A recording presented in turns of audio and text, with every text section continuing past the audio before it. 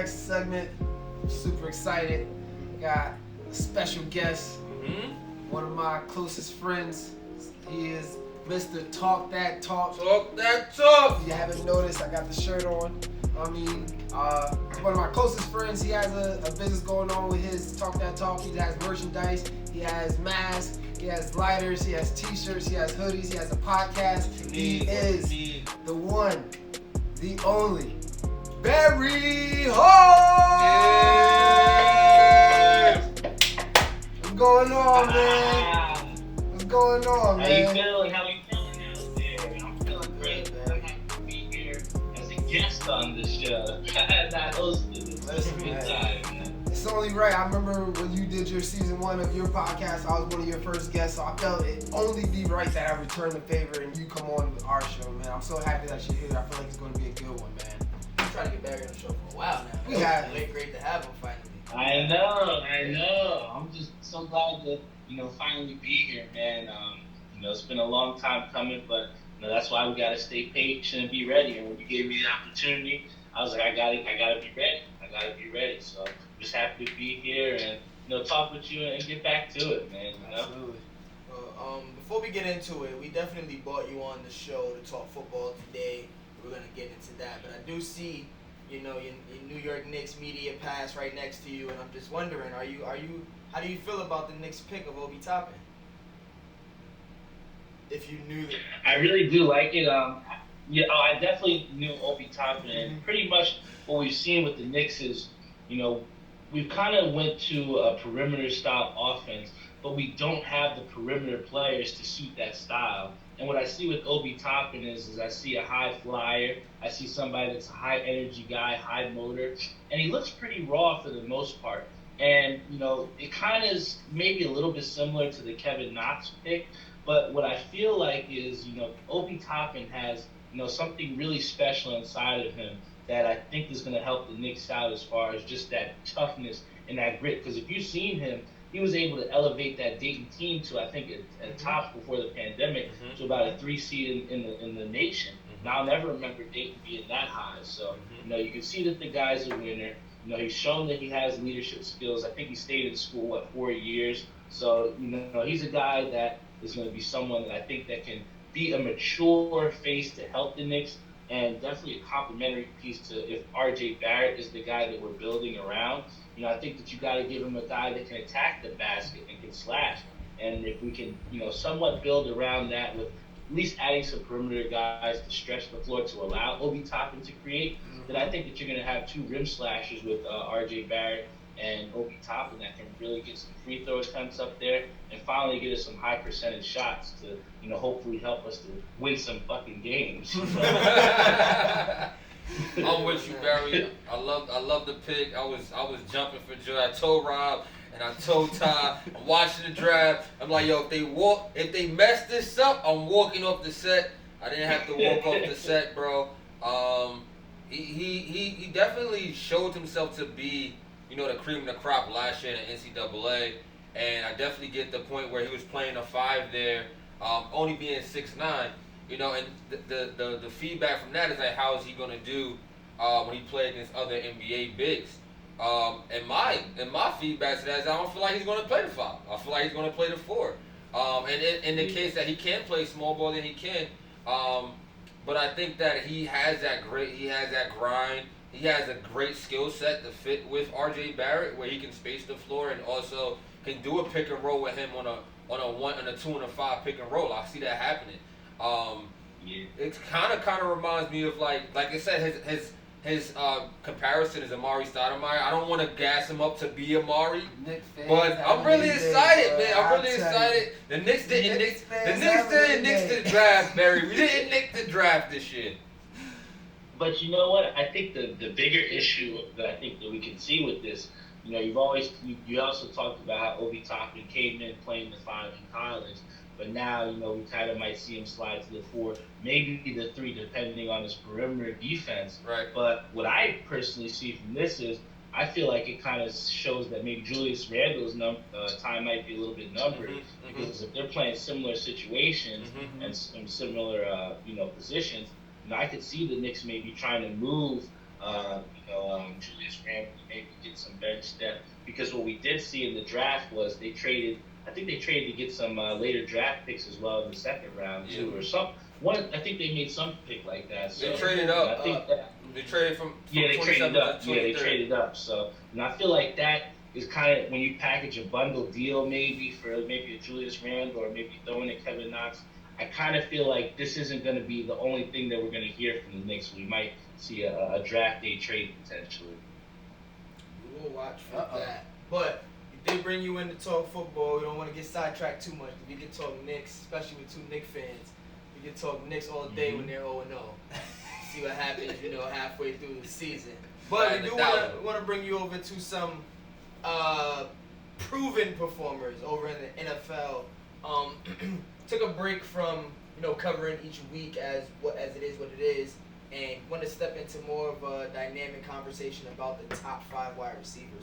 So I think it was summertime, about last summer. So last summer we did NFL offseason. NFL offseason. We did a special about our top 10 receivers. We had 16 on the bracket, and we broke them down, and we composed a list of our top 10 receivers.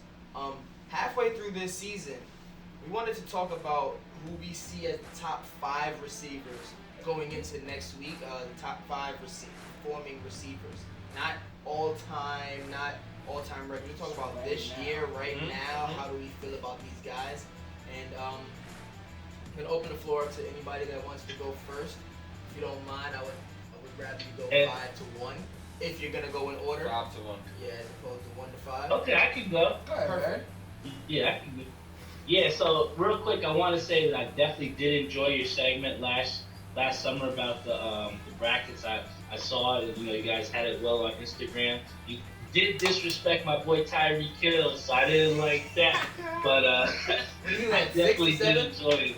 He's outside the top Yeah, 5. that's what I'm saying. I'm like, top 5, for such a receiver, man. But I'll say this. I'll start from the 5 slot, and at the 5th one that I'm gonna put here, I'm gonna definitely have Tyler Lockett in there. He's somebody that has really helped Russell Wilson to have that downfield threat. He's definitely an efficient catcher. When you get to those real close, we call them money catches, where he's making the toe taps.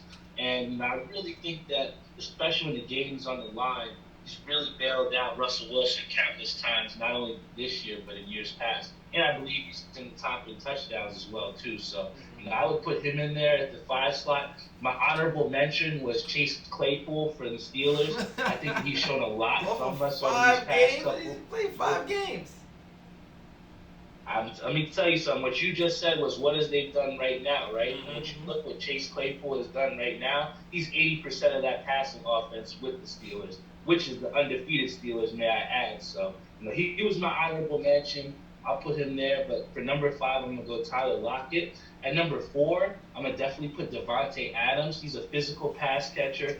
He's and dare I say a violent pass catcher, because from what I've seen, in these past couple weeks, he's shown that not only just with the catch, but the yards after catch is something that Devontae Adams is very underrated with. And I really like the way he's been playing over these past couple weeks for the Packers, even when they've been struggling.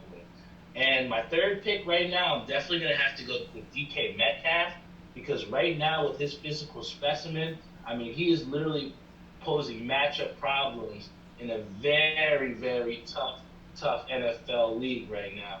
And what we've seen is, like I said with Tyler Lockett, how he's able to get downfield. When you have DK Metcalf, which is able to be a reliable pass catcher on that other side of the ball in a very, very competitive NFC West, it's kind of hard not to say, if you're saying that Russell Wilson is having an MVP caliber year, why is it?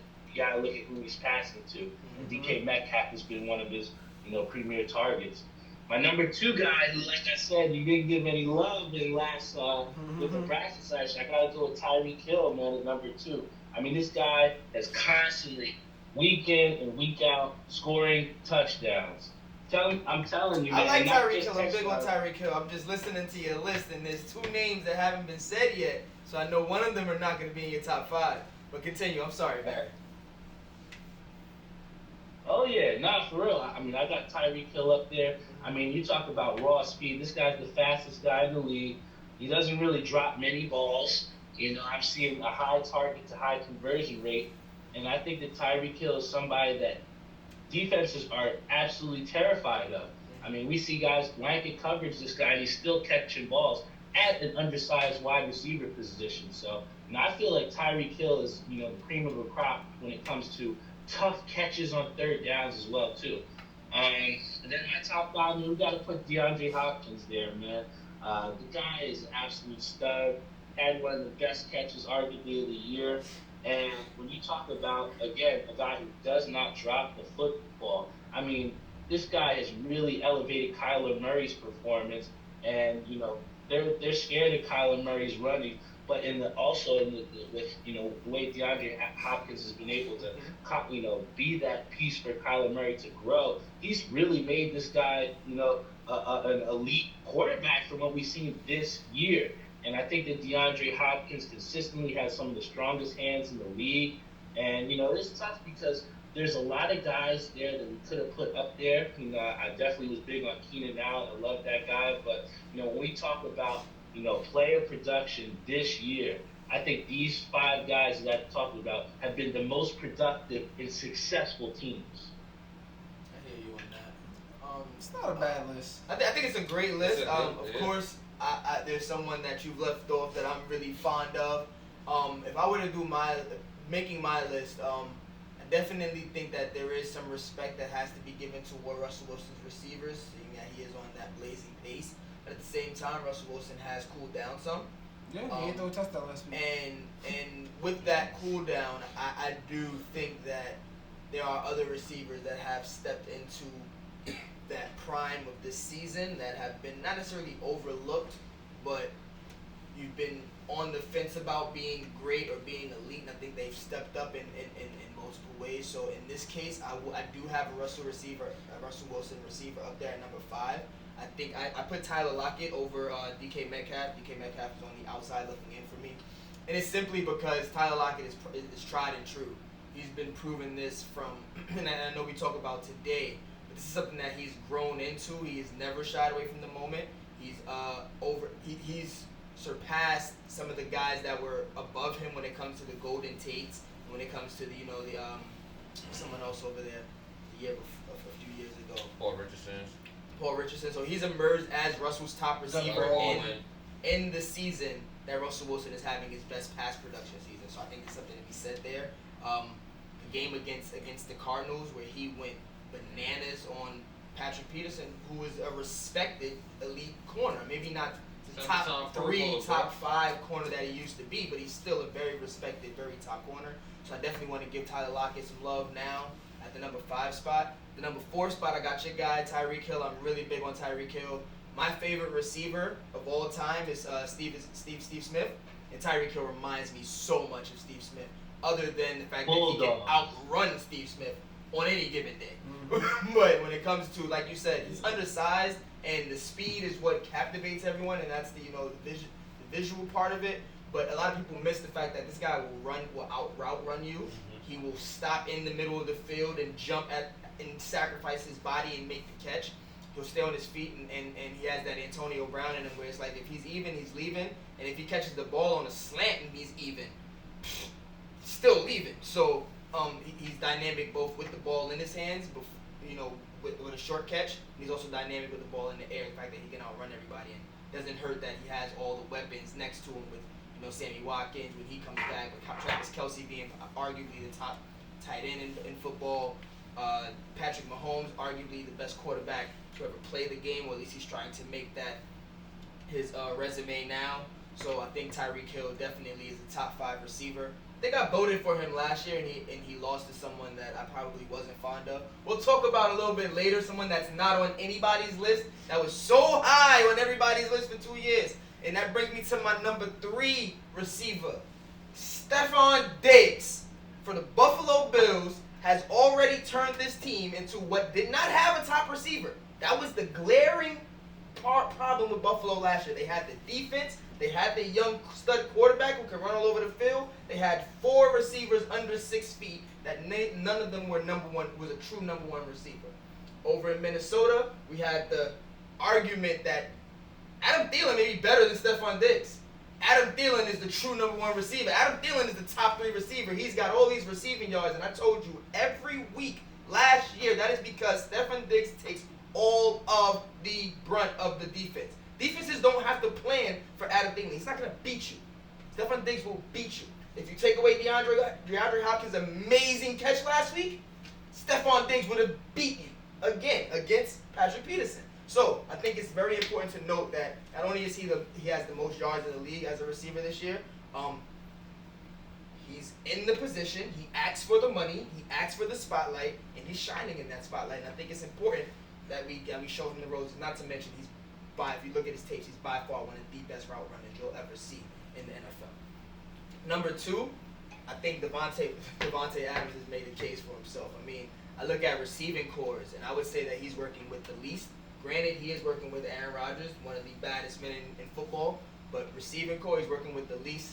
And again, if I'm game planning against the Packers, yes, Aaron Jones is a problem, but I know that I have to make sure number 17 is covered.